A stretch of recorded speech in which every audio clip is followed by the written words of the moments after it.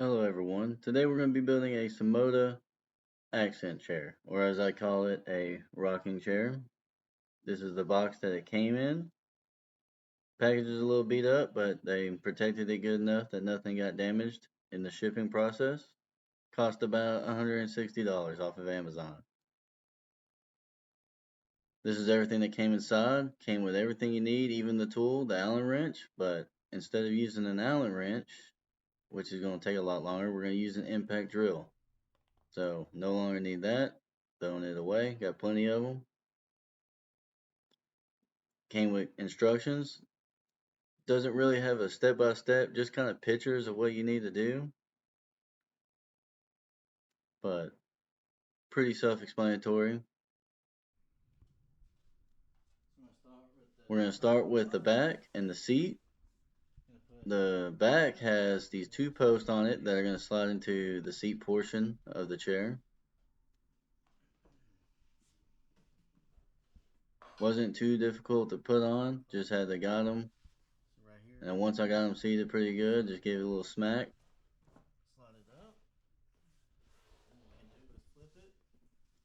On the seat portion, as you can see, the two big large holes in it. This is how you will permanently attach the seat portion to the back.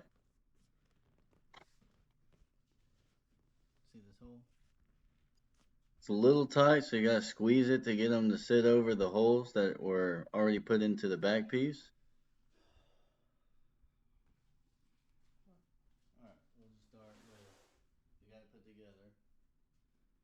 So now we're going to grab the longest bolts or screws, flat washer, and lock washer, and the impact drill with the M6 Allen key on it.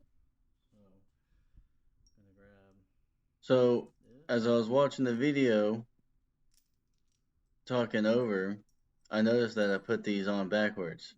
The first one you should put on is the lock washer, and the last one will be your flat washer, which is the bigger piece. The lock washer has the cut in it. That's what prevents the screw from backing back out. So after doing this, I had to go back and change it. So here I'm just making sure that it's threaded correctly, not cross threaded. So here I'm applying pressure to the seat portion over the back to make the line hold up, make it easier to thread in that screw. Using the impact drill, it's on the lowest setting. You don't want to use too high of a setting because if you do, there's a possibility of ripping that nut that's inserted in the back portion out of there, and that's not going to be a good day. You probably have a hard time trying to get this put together. So first thing I do is set the screw in. Once I got it in there and know it's not cross-threaded, use my impact drill. And like I said, I assembled those screws, washer, and lock washer wrong, and that lock washer should be on top, underneath that screw portion. So now we're done with the back and seat portion of the chair. We're going to move on to the legs, installing those onto the seat portion of the chair, grabbing the small screws, failed there. Grab the legs. As you can see, they are different. One has a greater angle than the other. The one with the greater angle on it is going to be your back portion of your chair. As you can see, there are two sets of holes on here with nuts inserted. The ones closer together is going to be your back portion of the legs, and the ones farther apart are going to be the front portion of your legs. With them being different distances, it's impossible to mess this up. So what I'm going to do here is pre-thread the screws, and I'm not going to tighten these all the way so that I can move them around. You tighten them too much, you might have a problem putting one portion of these legs on, and it's going to make it difficult for you.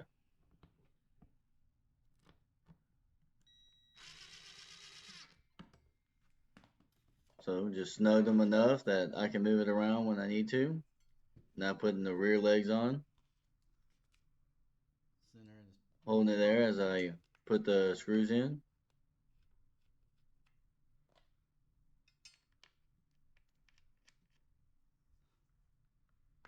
Now the impact drill.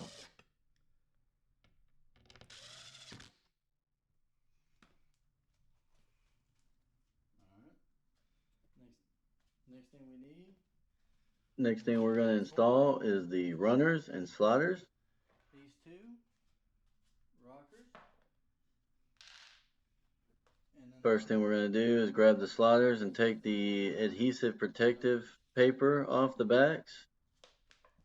Go ahead and put those strips on. Doesn't really matter how you install them because ain't nobody going to see it, but I still try to center it up anyways. They're already cut to length, so you don't need to cut nothing. As you can see, I'm struggling a little bit with the paper.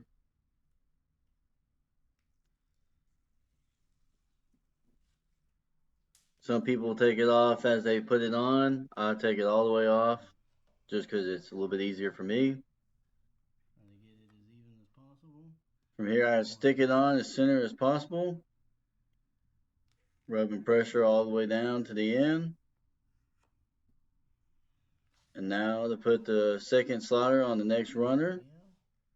Those plastic circles that you see are just stoppers for your rocking chair.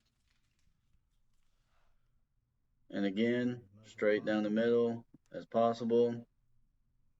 But in the end, doesn't matter because you're not going to see it.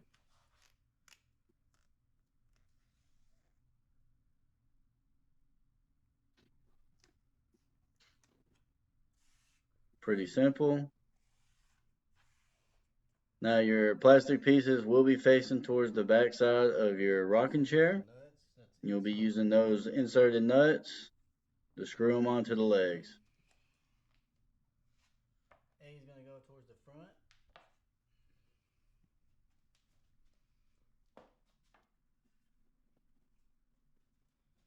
Just like that.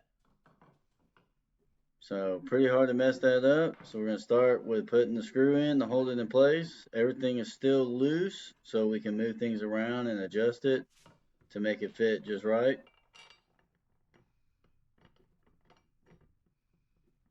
Getting them started to use the impact drill.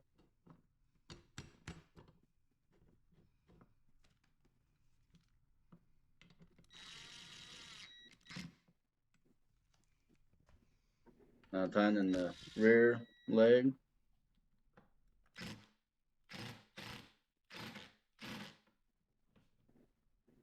Got a little stuck there. Had to persuade it some. Now for the other side.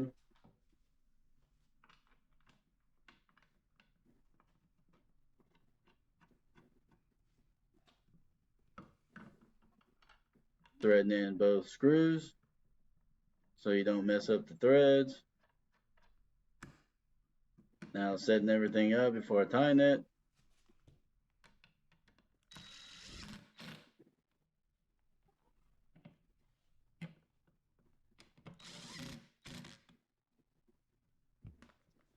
So now I'm making the last adjustments on the legs, make sure they're as centered as possible.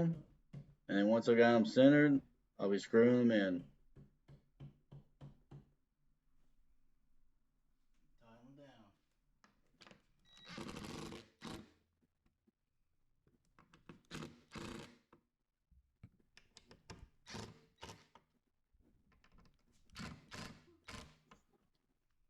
And that's how you assemble the Samoda rocking chair. We got this for the nursery. That way at night we can feed our baby. And thank you for watching this video.